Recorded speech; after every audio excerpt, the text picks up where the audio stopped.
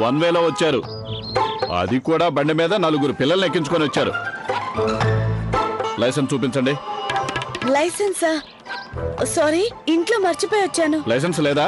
అయితే ఫైన్ కట్టండి. ఫైనా? నేనెవరో తెలుసా? మా నాన్నగారు వివేక్ రాజ్, ఎంపీ.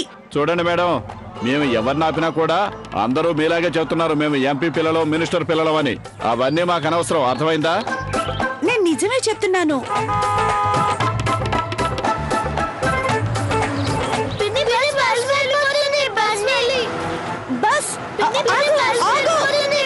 మీరు మర్యాదగా అడుగుతున్నాను, ఫైన్ కడతారా లేదా? అరవకండి, నేను చూసుకుంటాను. ఎంతో చెప్పండి, ఫైన్ ఎంత? మేడం, మీరు 3 రూల్స్ బ్రేక్ చేశారు. మొత్తం 500 రూపాయలు ఫైన్ కట్టండి.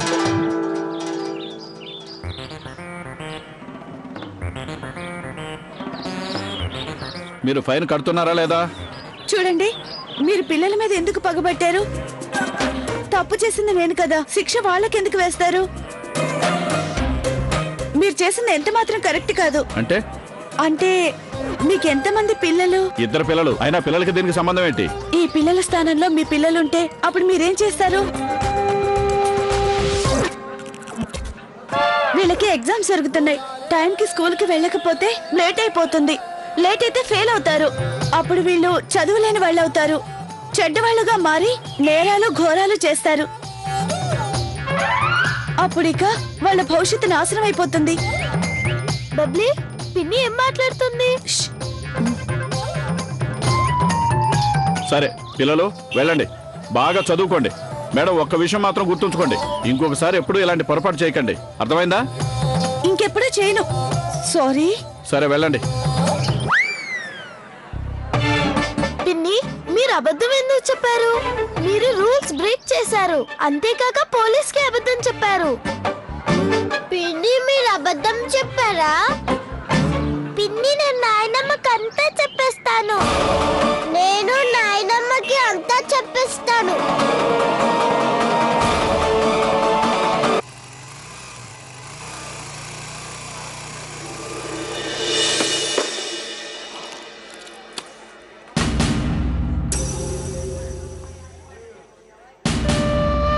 అరే, ఈ స్కూటీ ఆయన ఏమైపోయారు? ఈ తాళం ఎవరికి ఇవ్వాలి? తాళం మళ్ళీ ఇస్తాను. ఓ భగవంతుడా, నన్ను నువ్వే కాపాడాలి. నేను పిల్లల్ని స్కూటీ మీద తీసుకెళ్లిన విషయం ఎవరికీ తెలియకూడదు. తెలిస్తే చాలా ప్రాబ్లం అయిపోతుంది. చూడండి కౌసల్య చిన్నమ్మ గారు, మీ కొత్త కోడలుందే, తాను అందరిలాంటి మామూలు ఆడపిల్ల కాదు. ఈ రోజు తను ఏం చేసిందో తెలుసా? ఇదిగో ఈయన గారున్నారు కదా, ఈయన బజార్ నుంచి స్కూటీ మీద సరుకులు తీసుకొచ్చారు. వచ్చిన వెంటనే ఆఫీస్ కి బయలుదేరాలి. ఇంతలో మీ చిన్న కోడలొచ్చి దూరింది. పిల్లల్ని సరదాగా ఒకసారి తిప్పుకొని వస్తాను అని చెప్పి స్కూటీ తీసుకుని వెళ్ళింది. వెళ్ళి అర్ధగంట అయింది, తను ఇంతవరకు అంతో పంతు లేదు.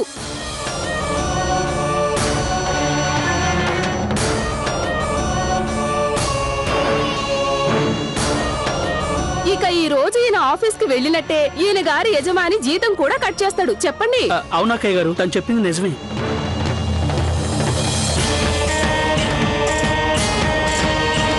అదిగో చూడండి, లవ్లీ వచ్చేసింది.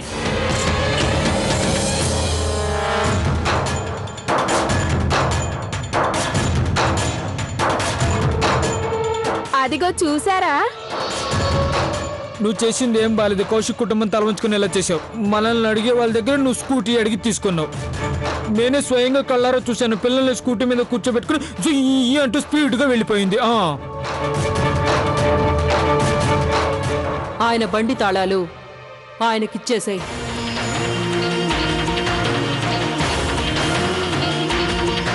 థ్యాంక్ యూ బాబు, మమ్మల్ని మన్నించు.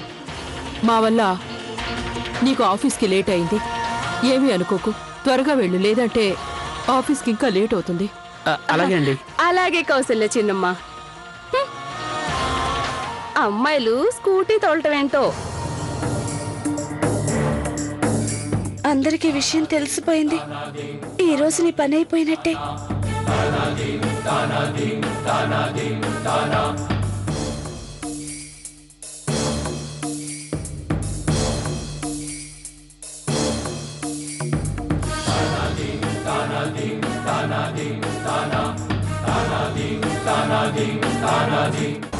ఏమైంది? మళ్ళీ లవ్లీ ఏమైనా చేసిందా?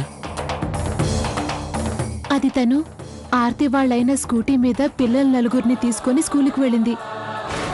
అత్తగారు చాలా కోపంగా ఉన్నారు. చూసారా? చూస్తున్నారుగా మీరంతా. తను పిల్లల్ని లేటుగా రెడీ చేయడమే కాకుండా ఆ ఆర్తి వాళ్ళ ఆయన స్కూటీ మీద నలుగురు పిల్లల్ని తీసుకువెళ్ళి స్కూల్లో వదిలొచ్చింది.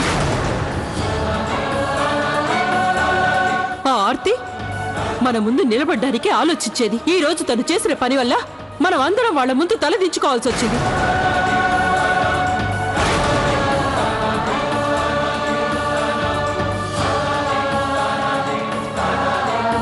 అరే కిట్టు చూశాడు కాబట్టి సరిపోయింది. లేదంటే ఈ విషయం మనందరికీ అసలు ఎప్పటికీ కూడా తెలిసుండేదే కాదు. అరే నీకు కొంచెమైనా బుద్ధుందా?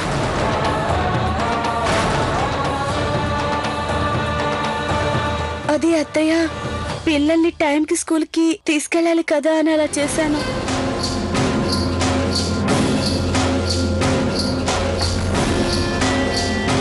నీకు నేను చెప్పేది అర్థమైందా? ఇంట్లో అందరూ ఎంత కంగారు పడ్డామో తెలుసా? నువ్వు ఈ పిల్లల్ని ఎంత అజాగ్రత్తగా తీసుకువెళ్ళావో. అత్తయ్య, దయచేసి నన్ను క్షమించండి. నా వల్ల ఇంట్లో అందరూ టెన్షన్ పడాల్సి వచ్చింది. నేను పొరపాటు చేశాను.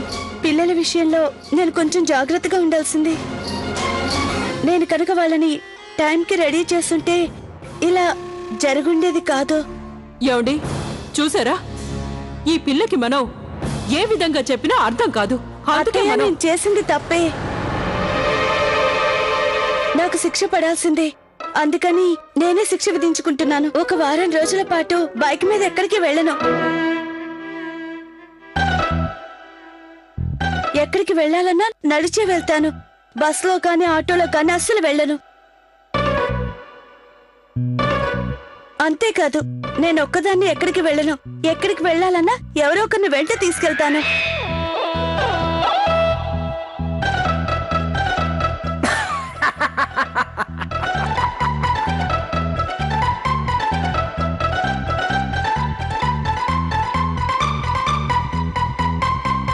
కిటో చుప్.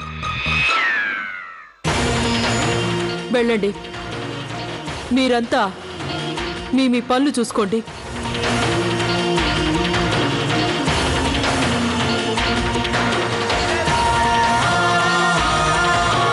ఏంటిది? అత్తయ్య గారు ఏం చెప్పట్లేదు. ఏమండి, మనం కూడా బజార్కి వెళ్ళాలి కదా. వెళ్ళండి, త్వరగా వెళ్ళి బ్యాగ్ తీసుకురండి.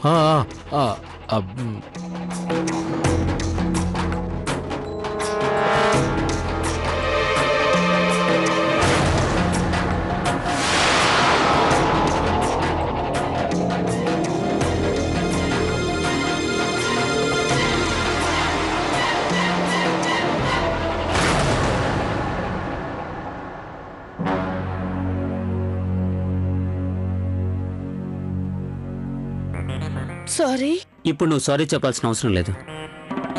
కార్తీక్, నువ్వెందుకు కోపడుతున్నావు? పిల్లల టైంకి స్కూల్లో దింపాను కదా. అయినా నువ్వు చూస్తూనే ఉంటావు. ఇక్కడ పెద్ద కుటుంబం వాళ్ళ రోజంతా భార్య, భర్త, వాళ్ళ ముగ్గురు పిల్లలు ఒకే స్కూటర్ మీద వెళ్తూ ఉంటారు. నేను కూడా అదే చేశాను, కానీ అందరికీ కోపం వచ్చింది. కార్తీక్, నువ్వెందుకు మూడు పాడు చేసుకుంటావు? నాకు నేను శిక్ష విధించుకున్నాను కదా. అయినా సరే, నీకు నచ్చకపోతే నేను ఇల్లు వదిలి ఎక్కడికి వెళ్ళను. I promise. ఇలారా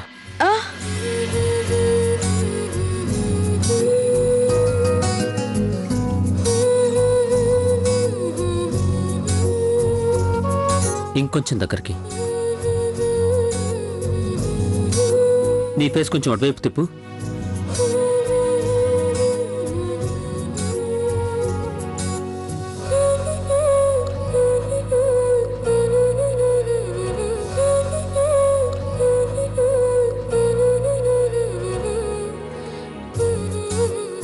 నువ్వు ఎప్పటికీ మారవు. కార్తీక్, గట్టిగా మెలేసావు. ఇంకోసారి గనక నువ్వు ఇలా చేసావంటే ఇంకా గట్టిగా మెలిపెడతాను. చూడు లవ్లీ, ఇంట్లో వాళ్ళు ఎవరూ నీ మీద కంప్లైంట్ చేయడం నాకు ఇష్టం లేదు. ప్లీజ్ ఇంకోసారి ఇలా జరగకుండా చూసుకో.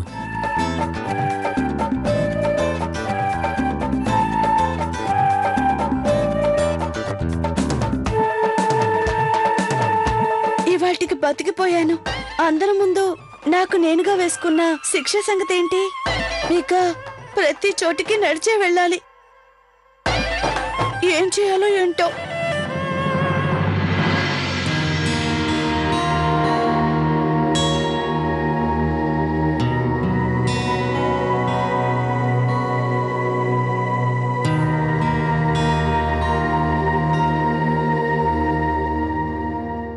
లవ్లీ, నువ్విప్పుడు వీళ్ళందరినీ బతిలాడాలి. బాగా కోపంగా ఉండుంటారు, ఎందుకంటే పిల్లల్ని స్కూటీ మీద తీసుకెళ్ళినందుకు. అక్క, నేనేమైనా హెల్ప్ చేయనా?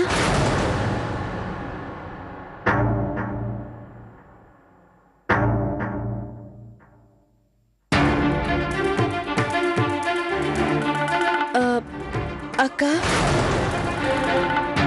అవి నేను క్లీన్ చేస్తాను. ఏం అక్కర్లేదు.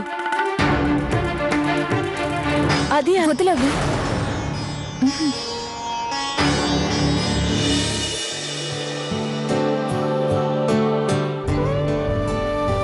సారీ.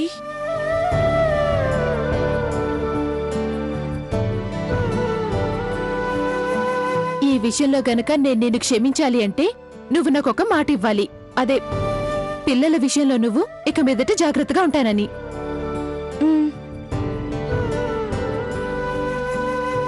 సరే వెళ్ళు, వెళ్ళి మేడ మీద అప్పడాలుంటాయి తీసుకురా. వదిలే, ఆగు. పిల్లలతో ఇందాక నువ్వు చాలా కష్టపడి ఉంటావు కదా, అలసిపోయి ఉంటావు. వెళ్ళు, పైకెళ్ళి రెస్ట్ తీసుకో. అదేం లేదక్క, నేనేం అలసిపోలేదు. వెళ్ళి అప్పడాలు తీసుకొస్తాను, మీరుండండి.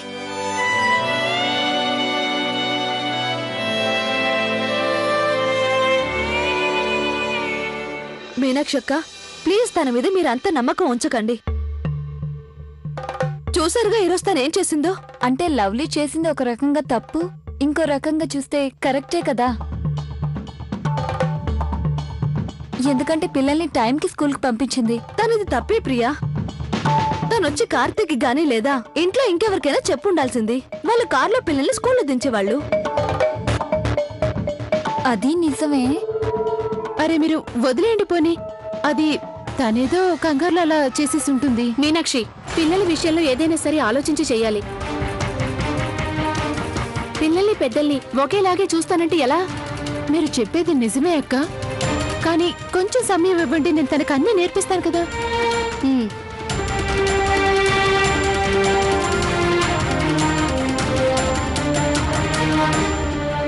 దేవుడా, ఇక మీదట నేను లవ్లీ విషయంలో చాలా జాగ్రత్తగా ఉండాలి. లవ్లీ, ఇప్పుడు అర్థమైందా పిల్లల్ని సముదాయించడం ఎంత కష్టమో? ఇప్పటి వరకు పిల్లలు దేవుళ్ళు అనుకునేదాన్ని, కానీ ఈ రోజు తెలిసింది వాళ్ళలో దెయ్యాలు కూడా ఉంటాయని. మీరు రూల్స్ బ్రేక్ చేశారు, అంతేకాక పోలీస్కి అబద్ధం చెప్పారు. పిన్ని, నేను నాయనమ్మకి అంతా చెప్పేస్తాను. వాళ్ళ ఇంటికి రాగానే ఇంట్లో వాళ్ళకి ఏం చెప్పొద్దు అని వాళ్ళకి నచ్చ చెప్పాలి. ఉదయం నుంచి పనిచేశాను, పిల్లల వెనుకలు తిరిగి తిరిగి నేను ఇంకొంచెం సన్నగా అయిపోతాను. చాలా అలసిపోయాను. నేను నేను కొంచెంసేపు రెస్ట్ తీసుకుంటాను.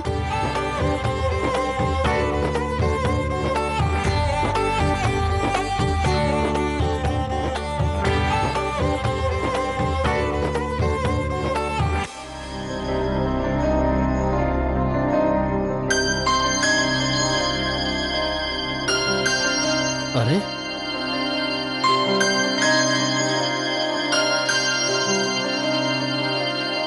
లవ్లీ, అది అది నేను పని చేస్తున్నాను. కొంచెం నీరసంగా అనిపిస్తే అలా. మళ్ళీ నువ్వు దొరికిపోయావు. మీ అత్తయ్య గారికి ఈ విషయం తెలిసిందంటే కోపంతో నీ మీద విరుచుకుపడుతుంది. మావయ్య, ప్లీజ్ అత్తయ్యతో చెప్పకండి. నేను నేను మీకు హల్వా చేసి పెడతాను. అత్తయ్యతో అస్సలు ఈ విషయం చెప్పను. అరే లవ్లీ, నేను సరదాగా అన్నాను. నిజంగానా? నేను ఇప్పుడే అప్పడాలు తీస్తాను. ఓ పని అయిపోతుంది. ఒక్క నిమిషంలో అయిపోతుంది.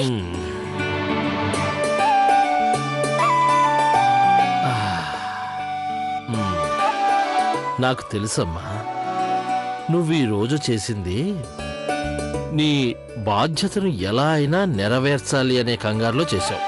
అందుకు ఈ ముసలి మామగారికి చాలా సంతోషంగా ఉంది, చాలా సంతోషంగా ఉంది. శభాష్ తల్లి. ముసలివాడా? ఎవరన్నారు మీరు ముసలివాడని? కాదు, ఎంత మాత్రం కాదు. నిజానికి ఈ ఇంట్లో అందరికంటే మీరే ఎక్కువ ఫిట్ గా ఉన్నారు. కార్తీక్ అన్నా కూడా. నిన్న మీరు కవిత చెప్పారు కదా, ఎంత రొమాంటిక్ గా ఉందో. నిజం చెప్పనా, తమరికి సరిసాటి ఎవ్వరూ లేరు. అందుకే కదమ్మా నేను మీ అత్తయ్య కౌశల్య లాంటి ఆడదాన్ని పెళ్లి చేసుకునే ధైర్యం చేయగలిగాను. అయితే సరే, ఈ రోజు నుంచి మీరు నాకు బెస్ట్ ఫ్రెండ్. అలాగేనమ్మా.